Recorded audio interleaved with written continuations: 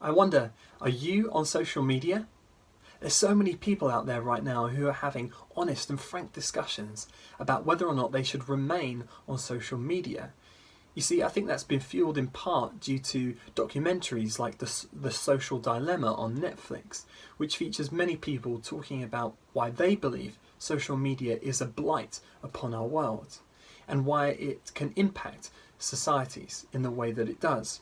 And one of the reasons why they believe that social media is so bad for us is because it's almost as if when we open our social media accounts, we take a highlighter to our lives. We highlight all the good bits, all the things we want people to see, the things we're comfortable with people seeing, and we put it all up there and out there for people to see, the best bits of our lives. But the issue there is that we omit everything that we don't want people to see. We don't tell them the whole truth about ourselves. We leave out the things that we feel guilty about or feel shame for in our lives, the things we'd rather not talk to people about. So we end up being dishonest with people. We're not truthful. We give them a half-truth. We're not who we really are on social media. But the Bible teaches that God wants us to live completely open and honest lives before Him. For whilst we try to omit certain shameful or guilty details from our friends and family on social media or in conversation, we can't hide anything away from God. He formed us in our mother's wombs. He knows everything about us, all the good that we've done and all of the bad. But He wants us to be free of the feelings of shame and guilt and brokenness and depression and darkness that come as a result of the mistakes we make in our lives. He wants us to be open and honest about our mistakes so He can deal with them, because He wants to. He doesn't want us to have to feel that we must omit all of this stuff from our lives and be completely dishonest. No, He wants us to live completely open and honest lives before God and before people, knowing that we have nothing to be guilty about.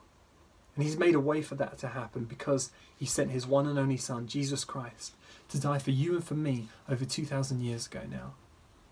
And He had to do that because of the mistakes we've made in our lives. They have separated us from God.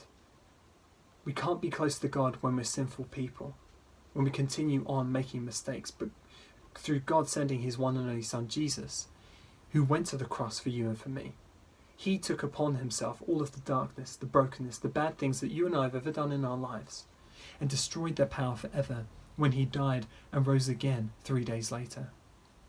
The amazing thing about that is Jesus dealt with our mistakes.